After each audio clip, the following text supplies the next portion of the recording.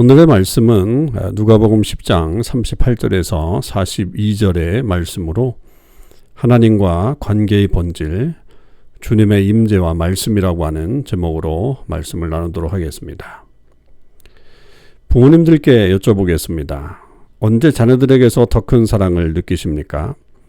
혹시 자녀들이 눈을 치워주고 세차도 해주고 집안일을 도와주는 것처럼 여러분들을 도와줄 때입니까?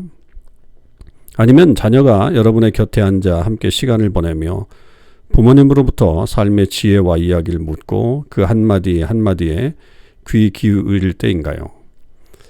그럼 자녀들에게 물어보겠습니다. 언제 부모님과 가장 가깝게 느껴집니까? 부모님을 사랑으로 섬겨드릴 때인가요? 각자의 방을 청소하고 쓰레기를 내다버리고 맡은 집안일을 다 감당해낼 때 그렇게 느껴지나요? 아니면 부모님과 눈을 맞추고 마음을 나누는 그 순간입니까? 질문을 드리고 부모님 마음에 담긴 이야기를 들으며 그 안에 하나하나 스며 나오는 사랑과 지혜를 배워가는 그 순간 말입니다. 우리는 사랑의 언어라고 하는 것에 대해서 잘 알고 있다고 생각합니다. 그 안에는 섬김의 행동, 칭찬, 선물, 그리고 스킨십. 그러나 정작 의미 있는 시간을 함께 나누지 않는다면 이 모든 것들은 아무런 의미가 없고 칭찬, 선물 혹은 신체적으로만 이루어진 관계는 결국 겉도는 관계가 되고 맙니다. 진정한 관계는 의미 있는 시간을 함께 할 때 비로소 깊어질 수 있습니다. 좋은 관계에는 지름길이 없는 것입니다. 부모님들 혹시 오늘이 인생의 마지막 날이고 마지막으로 자녀들을 한 번 더 만나게 된다고 상상해 보십시오. 그리고 자녀분들 오늘이 부모님과 함께 할 수 있는 마지막 순간이라고 생각해 보십시오. 이 귀한 시간을 음식을 차리고 서로를 위해 집안일을 하고 분주하게 보내는 것이 과연 지혜로운 일입니까? 그 대신 부모님과 자녀들이 함께 할 수 있는 이 시간을 매 순간 마음 깊은 곳에 있는 생각과 감정을 온전히 나누는 시간이 되어야 하지 않을까요? 이것은 하나님과의 관계에서도 마찬가지입니다. 다른 많은 종교들은 그들이 섬기는 신들과 신자들 사이의 관계를 중요하게 여기지 않습니다. 그래서 타종교의 신앙생활은 의식과 기도, 봉사로 채워져 있지만 정작 마음 깊은 공허감은 채워지지 않습니다. 안타깝지만 우리도 때때로 하나님과의 관계를 그렇게 대할 때가 있습니다. 우리는 하나님과의 관계를 위해 헌금을 드리고 선교를 가기도 하고 복음을 전하고 봉사를 하며 하나님을 위해 우리가 뭔가 해야 한다고 생각합니다. 심지어 성경 읽기와 기도조차 주님과의 깊은 관계를 위함이 아닌 그저 맞춰야 할 어떤 일로 취급할 때가 많습니다. 그러나 우리는 그리스도로 통해 특히 주님의 죽음과 부활로 인해 이제 하나님의 자녀가 되었습니다. 그러므로 하나님은 우리와 참된 관계를 원하십니다. 이것이 바로 성경이 우리에게 하나님과의 관계의 본질을 계속 되새겨주는 이유입니다.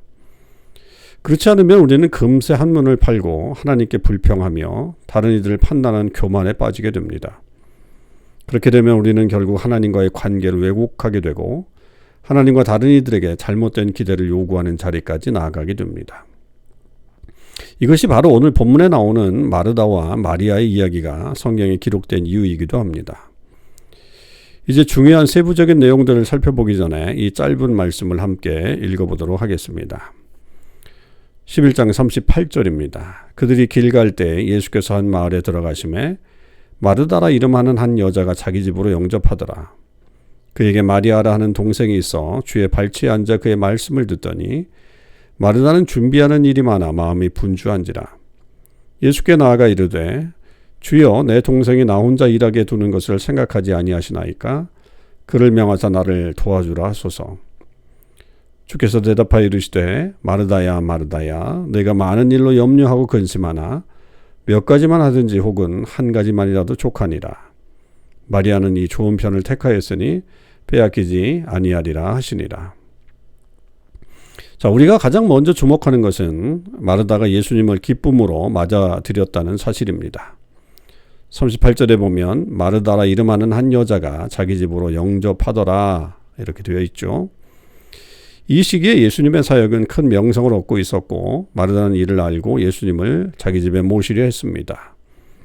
여기서 또 한 가지 보게 되는 것은 비록 당장은 드러나지 않지만 이 장면의 중심이 마르다라고 하는 사실입니다. 본문이 진행될수록 더 분명해지지만 마르다는 매우 적극적이었고 예수님과의 만남을 주도한 사람도 마르다였습니다. 그리고 마리아와 나사로가 함께 살고 있음에도 불구하고 이 집도 마르다의 집으로 불리고 있습니다. 마리아는 독립된 인물로 묘사되기보다는 마르다의 자매로 소개됨을 보게 됩니다. 39절입니다. 그에게 마리아라 하는 동생이 있어. 우리 가운데에도 더 주목받는 형제나 자매의 그늘 아래에서 살아가고 있다고 느끼는 분들이 있다면 사실 이런 이야기는 성경 전체에서도 반복되는 주제입니다. 자신이 누구인지 기억되기보다 그저 잘 알려진 형제나 자매의 형이나 동생으로만 기억될 때 마음이 서운해질 수 있습니다. 그러나 감사하게도 하나님은 그 이면까지도 깊이 살피시는 분이십니다. 마리아는 마르다의 자매로 소개될 뿐만 아니라 스스로 무언가를 행하기보다 다소 수동적인 모습으로 보입니다. 39절에 보면 그에게 마리아라 하는 동생이 있어 그의 발치에 앉아 그의 말씀을 듣더니 이렇게 되어 있죠. 이 모습은 마리아에게 좀 안 좋게 비춰질 수 있는 그림입니다. 왜냐하면 마리아는 유익한 일에 적극적이지 않고 심지어 게을러 보일 수도 있기 때문입니다. 많은 사람이 모인 식사 자리에서 누군가의 발치에 앉는 것은 흔한 일이지만 이 문맥에서는 그리 호의적으로 보이지는 않습니다. 본문은 마리아를 잠시 언급한 뒤 곧바로 시선을 다시 마르다에게 돌립니다.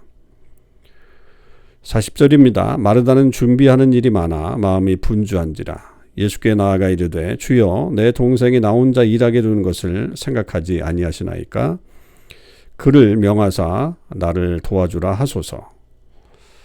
이 구절은 많은 내용을 담고 있으며 마르다의 마음가짐에 대해서도 말해줍니다. 그리고 성령께서 우리의 마음을 살피실 때 이 구절은 우리가 하나님과의 관계를 어떻게 왜곡하는지에 대해서도 드러냅니다. 그러므로 마르다는 우리에게 영적인 거울과 같습니다. 이제 이 구절들을 자세히 살펴보겠습니다. 먼저 이렇게 말합니다. 마르다는 많은 일로 염려하고 근심하였다. 40절에 보면 마르다는 준비한 일이 많아 마음이 분주한지라 그렇게 되어 있죠. 우리가 손님을 집에 초대하면 특히 귀한 손님이라고 하면 우리는 정성을 다해 대접합니다. 성경의 다른 곳에서도 환대를 좋은 것으로 가르치죠.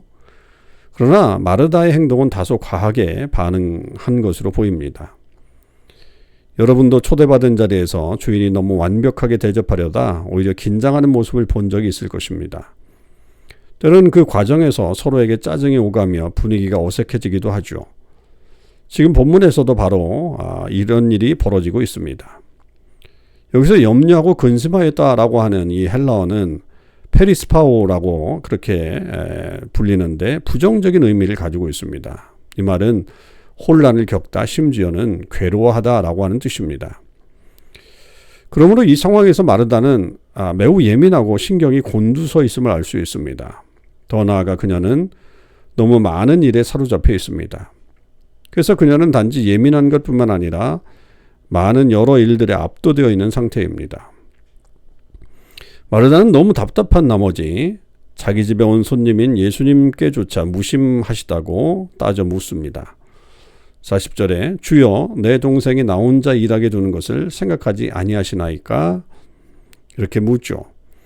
그녀는 침착하고 존경을 표하며 예수님을 주여라고 부르지만 사실은 예수님께서 자신의 모든 수고를 알아주지 않는다고 불평하고 있습니다.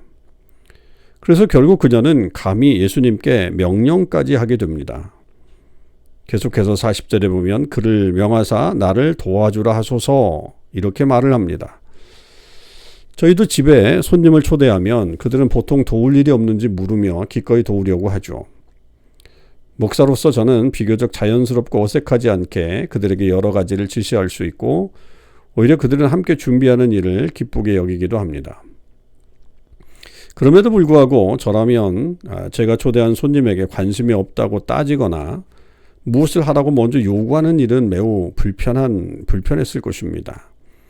더구나 그 손님이 제자나 또래 성도들이 아니라 제 선생님이거나 윗사람이라고 한다면 마르다처럼 행동하기는 더 어려웠을 것입니다. 그렇다면 우리는 마르다라는 영적 거울을 통해 어떤 성경적 원리를 배울 수 있을까요? 이 본문은 환대 자체보다 우리가 얼마나 쉽게 하나님의 성품을 잊고 그분과의 관계 목적을 왜곡하려는 성향을 지니고 있는지에 초점을 맞추고 있습니다. 하나님은 거룩하시며 우리를 필요로 하시는 분은 아니지만 은혜와 자비로우신 하나님은 우리와 친밀함과 사랑 안에서 관계를 세우시는 분입니다. 도리어 우리가 선하심과 사랑과 기쁨의 근원이신 주님 없이는 살 수 없는 존재입니다. 그러나 우리의 죄된 본성 때문에 우리는 이 관계의 본래의 모습과 방향을 늘 잊어버리죠. 친밀함과 사랑의 관계에 대해서 감사하기보다는 그것을 거래적이고 피상적인 관계로 축소시켜버립니다.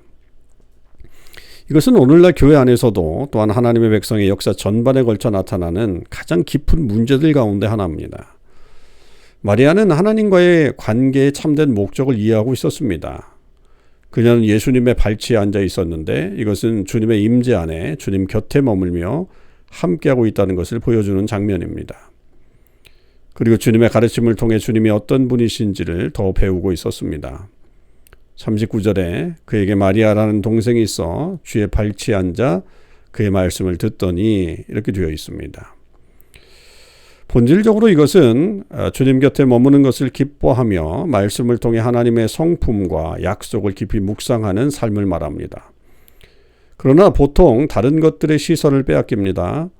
이런 다른 것들이 반드시 나쁜 것은 아닙니다. 섬기고 환대하는 일은 아주 좋은 일입니다. 그러나 우리가 궁극적으로 가장 중요한 것을 선한 일들로 대신할 때 그 선한 행위는 결국 우상이 되고 맙니다. 저는 우리 토론토 참수방교회를 통해 큰 은혜와 격려를 받았습니다. 하나님을 섬기고 다음 세대를 세우고 교회를 든든히 세워가려는 진실한 열정과 헌신이 있기 때문입니다. 그러나 바로 그렇기 때문에 우리와 같은 교회야말로 이 말씀이 더욱 절실히 필요하게 됩니다. 하나님과의 관계의 참된 목적이 그분의 임재 안에 거하며 말씀을 통해 주님의 성품과 약속을 깊이 묵상하는 데 있음을 우리가 놓쳐버리게 되면 우리 역시 많은 섬김으로 인해 염려하고 마음이 분주해지며 괴로워하고 짜증에 사로잡히게 될 것입니다. 결국 마르다처럼 우리 마음은 점점 예민하게 될 것입니다. 마르다처럼 우리도 우리의 태도가 잘못되었고 우리의 시선이 흐트러졌다는 걸 깨닫지 못할 것입니다. 대신 우리는 하나님을 탓하며 우리를 돌보지 않으신다고 비난하고 우리를 위해 무엇인가를 해달라고 하나님께 요청할 것입니다. 결국 우리는 다른 사람들까지 판단하며 우리의 집착과 분주함에 동참하라고 요구하게 될 것입니다. 우리 모두에게는 이런 죄성이 있습니다. 하나님께 불평도 했었고 다른 사람들을 정죄하기도 했습니다. 심지어 다른 이들과 혹은 하나님께까지 부당한 요구를 요청했던 때도 있었습니다. 무엇보다 심각한 건 이런 상황 속에서 우리는 스스로를 피해자라고 여긴다는 것입니다. 그러나 오늘 이 말씀은 이 모든 것이 우리의 부주의에서 비롯된 결과임을 일깨워줍니다. 책임은 오직 우리 자신에게 있는 것입니다. 왜 우리는 마리아가 아닌 마르다처럼 되는 경향이 있을까요? 그것은 우리의 죄성 때문입니다.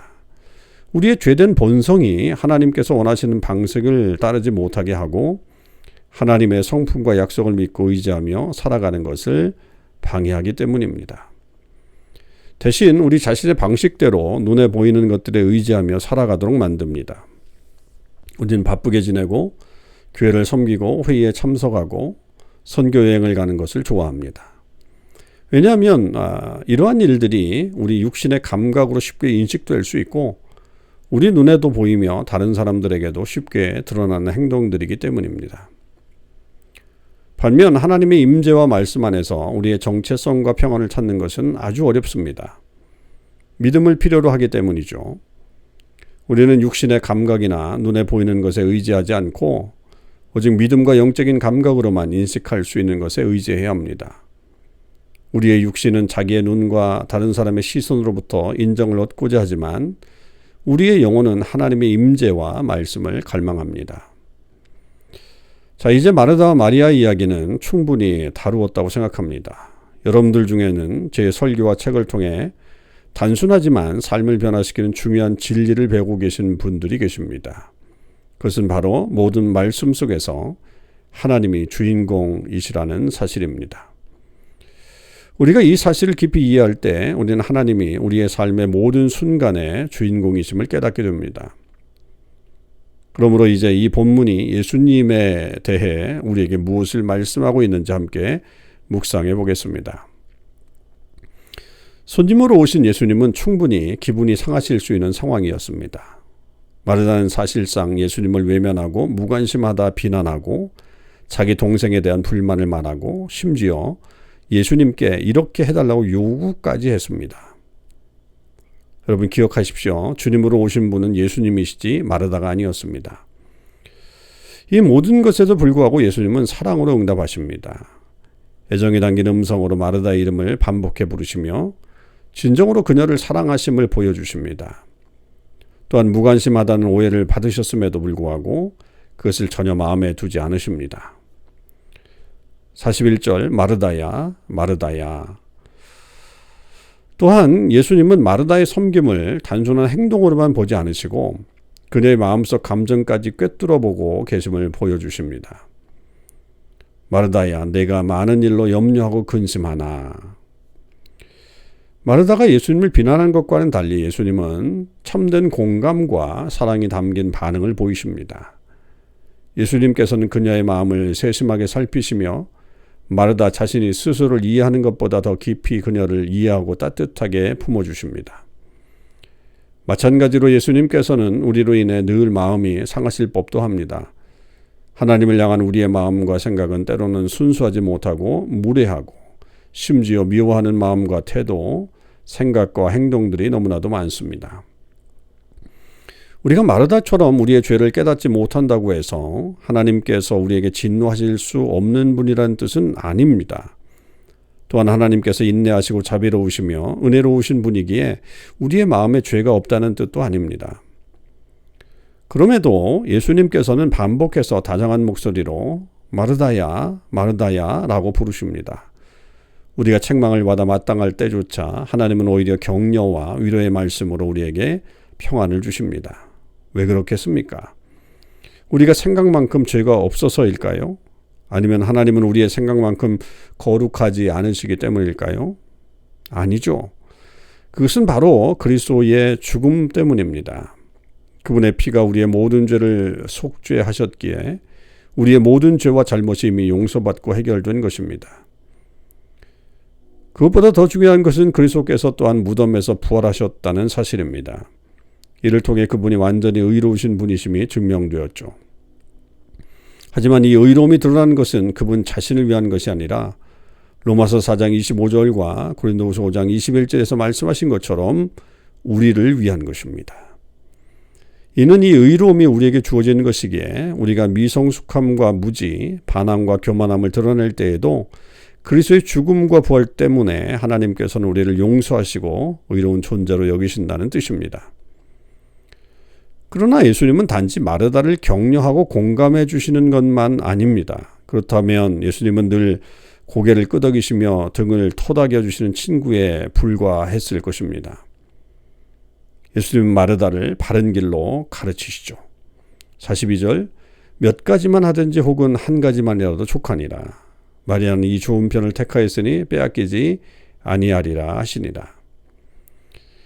예수님의 가르침은 우리의 지적 호기심을 만족시켜 우리를 교만하게 하거나 메마르게 만들기 위한 것이 아닙니다. 오히려 주님의 가르침은 우리를 영적으로 세우시며 유익하게 하시고 의의 길로 인도하십니다.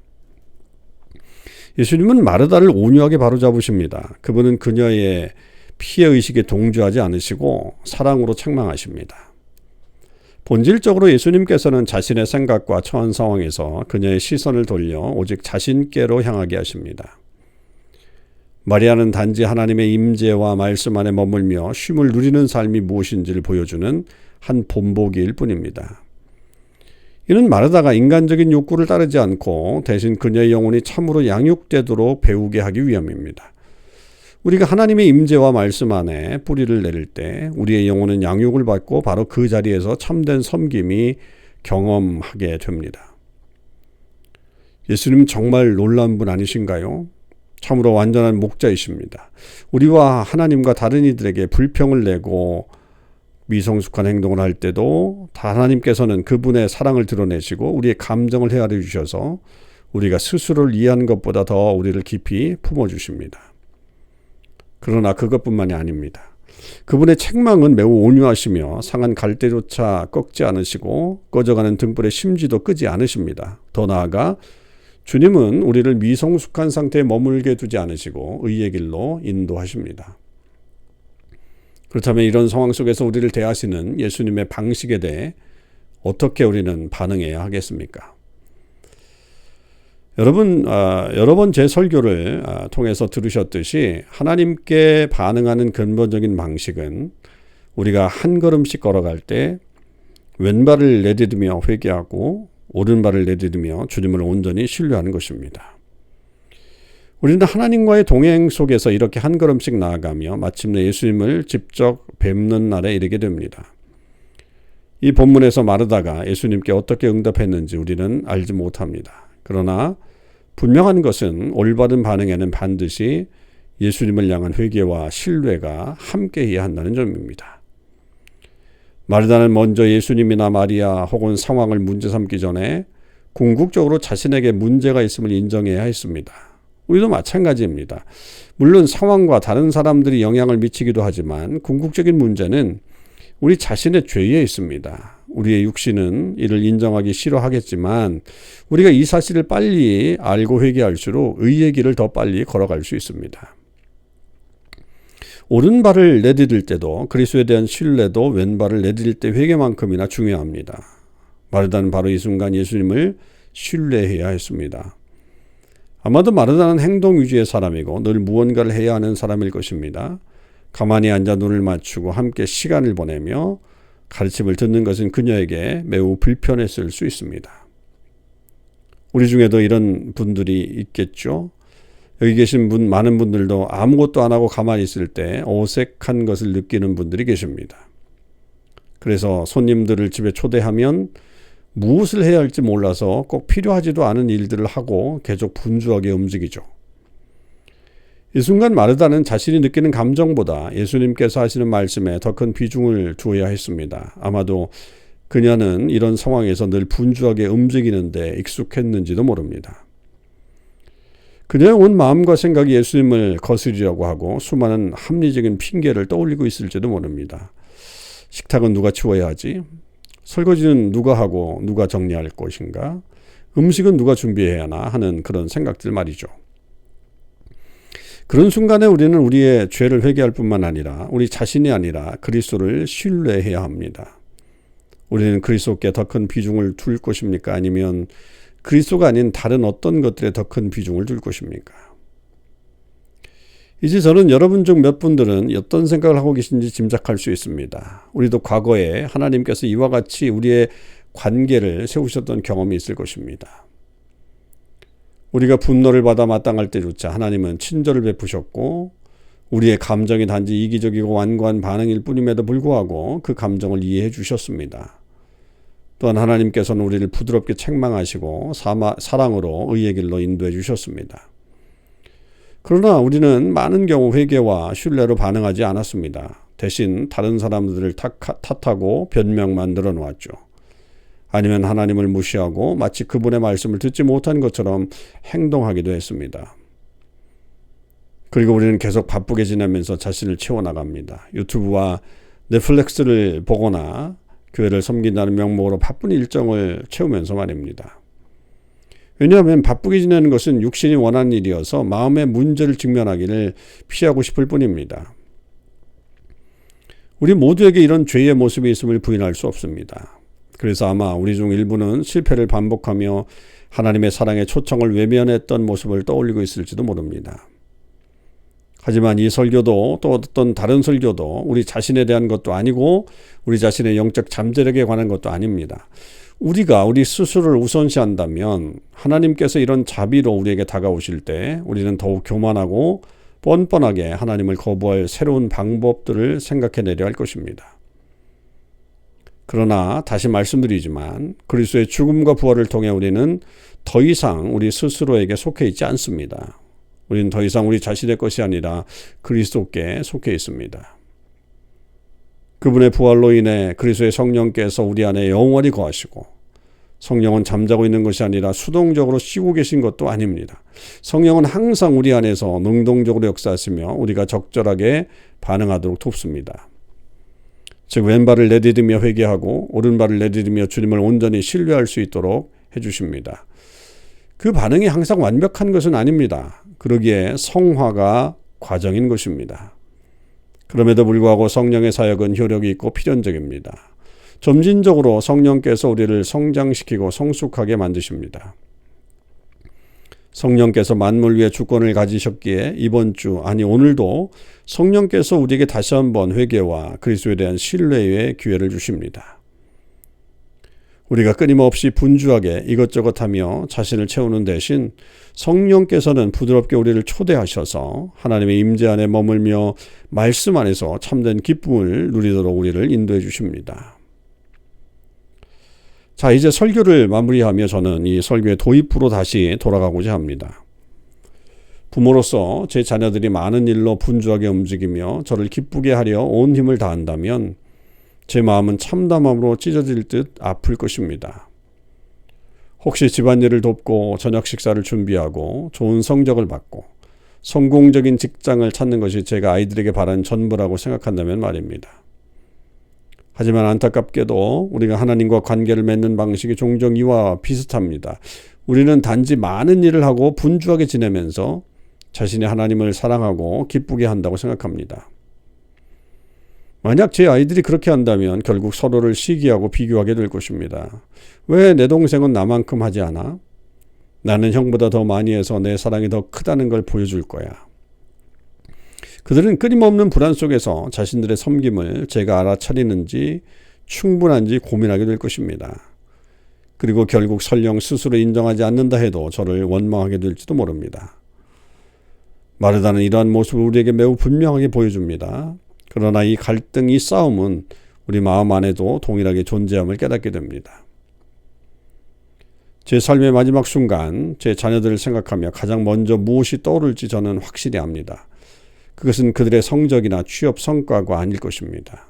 바이올린 연주회나 운동 경기의 결과물도 아닐 것입니다. 집안일을 얼마나 잘했는지도 아닐 것입니다. 아닙니다. 그 모든 것보다 더 큰 의미를 지니는 것은 단순하고 일상적인 순간들, 서로 눈을 맞추고 마음을 나누고 덧없이 기쁨으로 함께 했던 순간들일 것입니다. 이 교회를 성령께서 아름답게 세워가시듯 우리도 하나님과의 관계의 참된 목적을 흔들림 없이 붙들고 그분의 임재와 말씀 안에서 참된 기쁨과 은혜를 누리게 되기를 주님의 이름으로 소망합니다. 아멘.